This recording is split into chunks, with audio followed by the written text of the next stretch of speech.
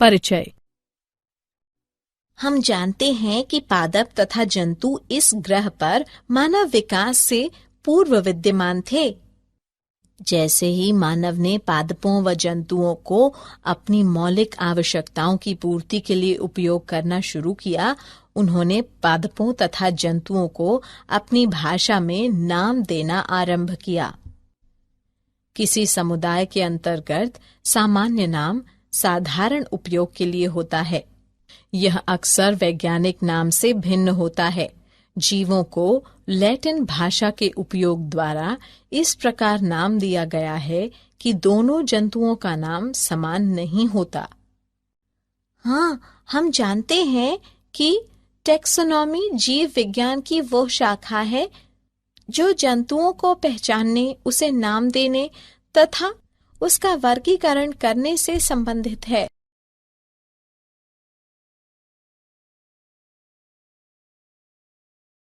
उद्देश्य। इस पाठ के अंत में आप निम्न करने में सक्षम हो जाएंगे: टैक्सोनॉमिक प्रकारों की पहचान करना, प्रजातियों को समझना, वर्ष को समझना, कुलों के प्रकार को ज्ञात करना, गण के प्रकार को समझना, वर्ग को समझना, संघ को समझना,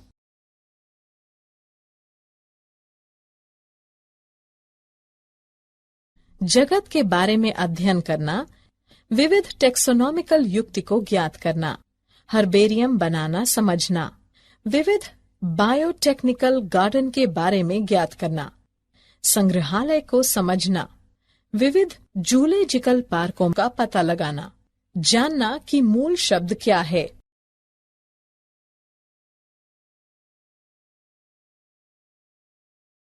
वर्गीकरण। जंतुओं को नाम देना तथा उसकी पहचान करना यूनानियों तथा रोमवासियों ने शुरू किया।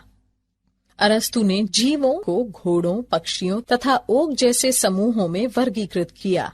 उन्होंने कहा कि सजीव या तो पादप हैं या जंतु। मध्य युग में जीवों का वर्गीकरण लंबे लैटिन चित्रणों के प्रयोग द्वारा किया गया। जॉन रॉय ने तर्क दिया कि प्रत्येक जीव का एक समूह नाम से होने चाहिए, नहीं तो मनुष्य सही रूप से देख व लिख नहीं पाएगा। बहुपद लैटिन शब्दों या वाक्यांशों का एक समूह है जिसमें 12 या उससे अधिक शब्द होते हैं। यह पद्धति उबाऊ तथा भ्रमित करने वाली थी। सन 1750 ईस्वी में स्वीडन के जीव वैज्ञानिक कैरोलस लिनियस ने द्विपदी पद्धति को विकसित किया। द्विपदी 2 भागों वाला नाम होता है। प्रथम पद वंश नाम होता है, द्वितीय पद विशिष्ट उपाधि के लिए होता है। दोनों शब्दों को तिरछा लिखा जाता है। वे दोनों संयुक्त रूप से वैज्ञानिक नाम निर्मित करते हैं। उदाहरण मैंजीफेरा इंडिका यानी आम।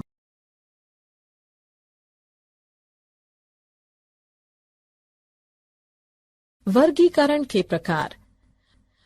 अरस्तु ने जीवन को 14 समूहों में वर्गीकृत किया, जैसे स्तनधारियों, पक्षियों इत्यादि।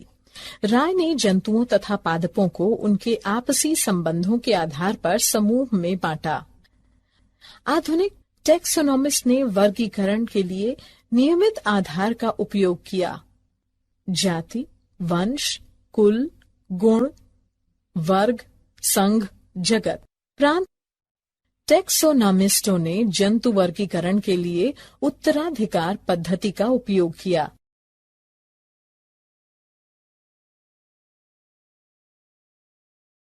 जाति।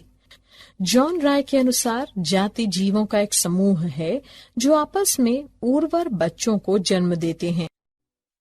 ऑनसेट मेयर ने जैविक जाति अवधारणा को प्रतिपादित किया।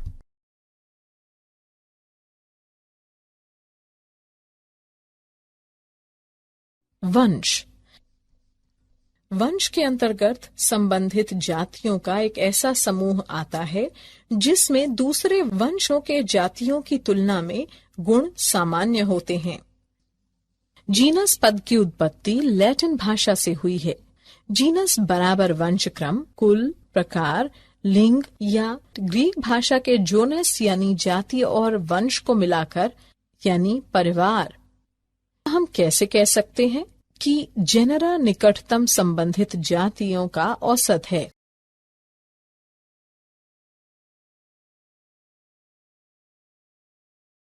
कुल वंशों व जातियों की तुलना में कम समरूपता के साथ संबंधित जेनरा का एक समूह है। फैमिली पद की उत्पत्ति लैटिन फैमिलिया बराबर फैमिलिया से हुई है। उदाहरण हम कह सकते हैं कि आलू, टमाटर तथा बैंगन सोलेनेशिया फैमिली में आते हैं, जबकि शेर, चीता, बाघ इत्यादि फेलिडा कुल के अंतर्गत आते हैं।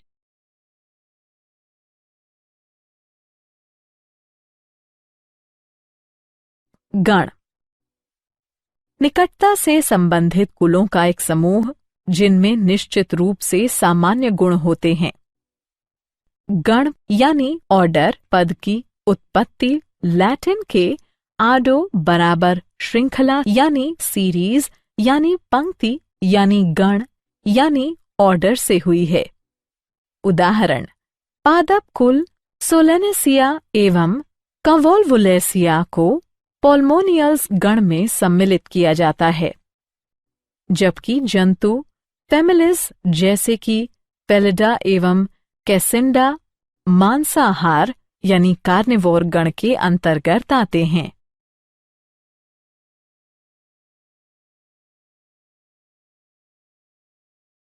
वर्ग निकटता से संबंधित गुणों के समूह जिसके गुणों में निश्चित समानता होती है। क्लास या वर्ग पद की उत्पत्ति लैटिन के क्लासिक बराबर एक वर्ग या गण जाति प्रकार से हुई है। उदाहरण वर्ग स्तनधारी मेमेलिया।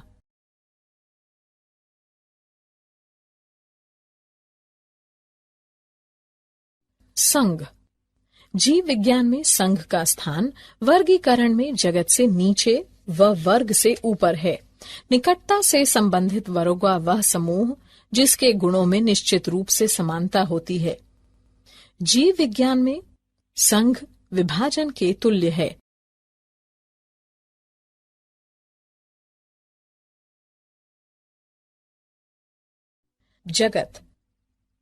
जगत या रेगनम वर्गीकरण में या तो उच्चतम स्थान या प्रांत से नीचे का स्थान है। प्रत्येक जगत को लघुतर समूहों में विभाजित किया गया है जिसे फाइला कहते हैं। 6 जगतों के निकाय हैं जंतु, पादप, कवक, प्रोटिस्टा, आर्केया, बैक्टीरिया, जबकि कुछ लोग केवल 5 जगतों को मानते हैं। मोनेरा, प्रोटिस्टा, क्वक, पादप, जंतु।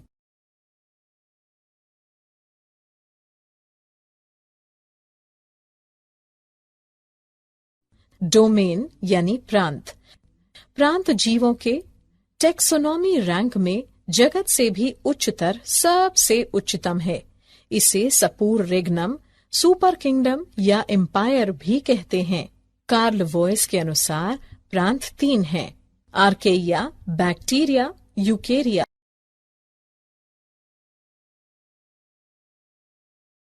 टेक्सोनोमिक एड्स सूचनाओं तथा नमूनों के भंडारण जो जीव की पहचान तथा वर्गीकरण में मदद कर सकते हैं, टेक्सोनोमिक एड्स कहलाते हैं। हर्बेरिया, बोटैनिकल गार्डन, संग्रहालय व जूलॉजिकल पार्क जैसे कई टेक्सोनोमिक एड्स हैं।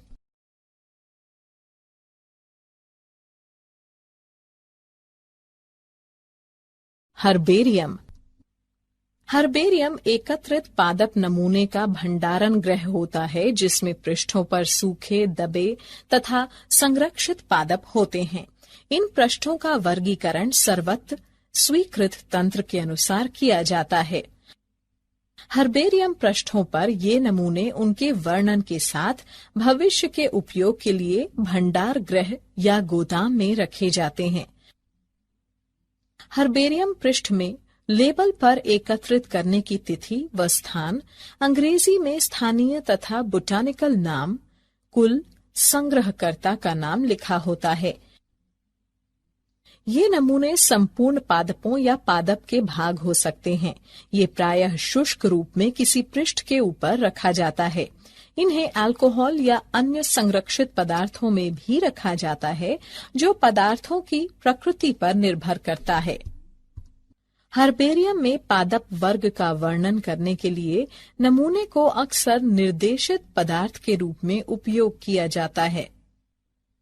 कुछ नमूने इसके प्रकार भी हो सकते हैं।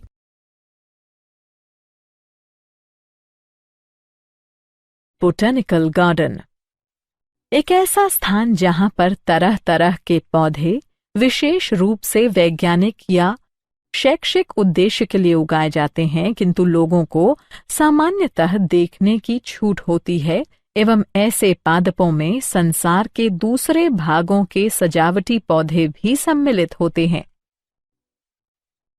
ऐसे विशिष्ट वाटिका में हवाला देने के लिए जीवित पौधों का समूहन होता है। ऐसे वाटिकाओं में पादप प्रजातियों को पहचान के लिए उगाया जाता है तथा पादप पर इनके बोटेनिकल या वैज्ञानिक नाम तथा इनके कुल का नाम अंकित रहता है। प्रसिद्ध botanical garden Royal Botanical Garden Kew, England में है। प्रसिद्ध भारतीय बोटेनिकल शोध संस्थान लखनऊ में है।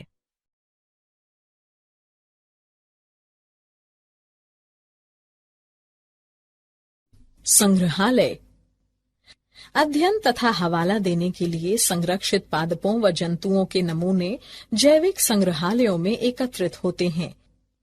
जैविक संग्रहालयों की स्थापना साधारणतः शैक्षिक संस्थानों जैसे कि स्कूल तथा कॉलेज में की जाती है। नमूने को किसी पात्र या जार में संरक्षण प्रदान करने वाले विलयन के अंदर रखा जाता है। पादप तथा जंतुओं के नमूनों को भी शुष्क नमूनों के रूप में संरक्षित रखा जाता है। कीड़ों को एकत्रित कर, मारकर तथा ऑलपिन लगाकर कीट बॉक्स में रखा जाता है। बड़े जंतुओं जैसे पक्षियों तथा स्तनधारियों को प्रायः बंद कर तथा संरक्षित रखा जाता है। संग्रहालय में प्रायः जंतुओं के कंकाल एकत्रित होते हैं।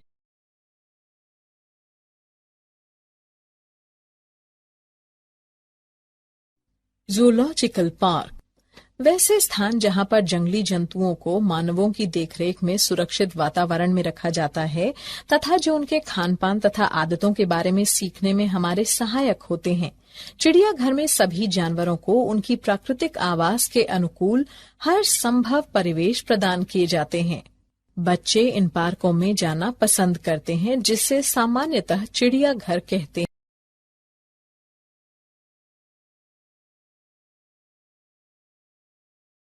मूल शब्द मूल शब्द समरूपता के आधार पर पादपों तथा जंतुओं की पहचान के लिए एक अन्य टेक्सोनॉमिकल एड्स है। मूल शब्द विरोधाभासी गुणों पर आधारित होते हैं, सामान्यतः जोड़े में जिसे द्विपदी कहते हैं। यह दो विपरीत विकल्पों के बीच चयन को निरूपित करता है। इसके परिणाम स्वरूप एक ही स्वीकृति तथा दूसरे का त्याग होता है। शब्दकोश में प्रत्येक कथन नेतृत्व यानी स्मंक कहलाता है। प्रत्येक टेक्सोनॉमिक प्रकार जैसे कि कुल, वंश तथा प्रजातियों की पहचान के लिए अलग अलग टेक्सोनॉमिक शब्दकोश की जरूरत पड़ती है। शब्दकोश प्रायः प्राकृतिक रूप से विश्लेषणात्मक होता है। उनके वर्णन को लिखने के लिए कुछ अन्य साधन जैसे कि वनस्पति जगत, मैनुअल, मोनोग्राफ्स तथा कैटलॉग होते हैं। वे सही पहचान करने में भी मदद करते हैं। वनस्पति जगत में आवास की वास्तविक स्थिति तथा किसी दिए हुए क्षेत्र में पादपों का वितरण होता है। यह किसी विशेष क्षेत्र में पाए जाने वाले पादप प्रजातियों की अनुक्रमणिका प्रदान करता है। मैनुअल किसी क्षेत्र में पाए जाने वाले प्रजातियों के नामों की पहचान के लिए सूचनाएं प्रदान करने के लिए उपयोगी होता है। मौलिका ग्रंथ में किसी एक टेक्सॉन की सूचना होती है।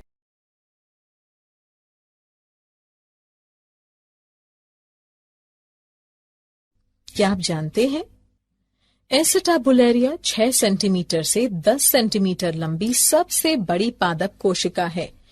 ई कोलाई 5 माइक्रोमीटर आकार का एक बैक्टीरिया होता है।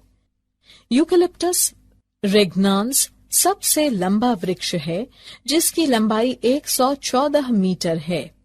सिक्यूओइया सेम्परवर्नस लाल जंगली वृक्ष लगभग 11 मीटर लंबा होता है तथा कैलिफोर्निया में पाया जाता है।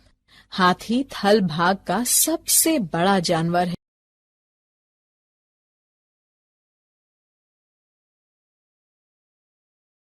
सारांश। आइए हमने जो कुछ सीखा है उसे संक्षेप में दोहराएं। जंतुओं के प्रकार तथा विविधता की अध्ययन के लिए जीव वैज्ञानिकों ने जंतुओं की पहचान, नामकरण तथा वर्गीकरण के लिए कुछ नियम तथा सिद्धांत विकसित किए हैं। इन पहलुओं की व्याख्या के लिए ज्ञान की शाखा को टेक्सोनॉमी कहा जाता है। पादपों तथा जंतुओं की विविध प्रजातियों को टेक्सोनॉमिक अध्ययन कृषि, वन विज्ञान, उद्योग तथा हमारे जैविक संसाधनों तथा उनकी विविधता को विशेष रूप से जानने में उपयोग होता है। टेक्सोनॉमी का मौलिक आधार जैसे जंतुओं की पहचान, नामकरण तथा वर्गीकरण अंतर्राष्ट्रीय कोड के अधीन सर्वत्र विकसित हुआ है। वर्गीकरण के तंत्र में कोई जीव किसी स्थान को ग्रहण या नेतृत्व करता है। जीवों के कई प्रकार या रैंक हैं तथा इन्हें टेक्सोनॉमिक कैटेगरी या टेक्सा के रूप में प्रायः व्यक्त किया जाता है। ये सभी प्रकार टेक्सोनॉमिक स्तर का निर्माण करते हैं। टेक्सोनॉमिस्टों ने जीवों को पहचान, नामकरण तथा वर्गीकरण प्रदान करने के लिए कई प्रकार के टेक्सोनॉमिक ऐड विकसित किए हैं। ये अध्ययन वास्तविक नमूने से की जाती है, जिसे खेतों से एकत्रित किया जाता है, जिसे हवाला देने के लिए हर्बेरिया संग्रहालय, बोटेनिकल गार्डन तथा जूलॉजिकल पार्कों में संरक्षित रखा जाता है।